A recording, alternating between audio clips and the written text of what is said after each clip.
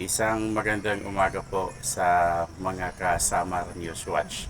Exact location po natin, nandito po tayo sa Provincial Capitol Ground kung saan inaabangan natin ang pagdating ni Ma'am Elsie Borja, yung ating Community Environment Resources Officer ng lungsod ng Catbalogan. May activity po kami ngayon at ito po ay gaganapin sa sarili kong bayan, sa bayan ng Muchong, Samar. Andito na yata si ma'am. Ayan, pinakamaagang dumating talaga yung kanyang sasakyan. At she is now walking.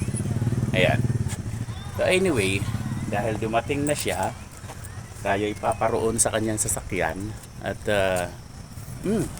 ang sarap itulog, pero syempre dahil sa tawag ng tungkulin, tayo po ay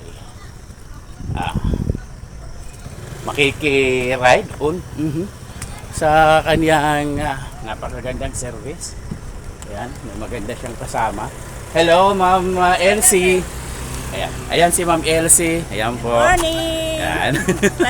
Good morning Ma'am. Okay, tayo pasakay sa service ng DNR. Ayan po. Ay, ako sa mga pambubukas. Huwag na ako. Ayan yung ating syndrome. Ayan o. Okay, hanggang dito na lamang at susunod po tayo mamaya.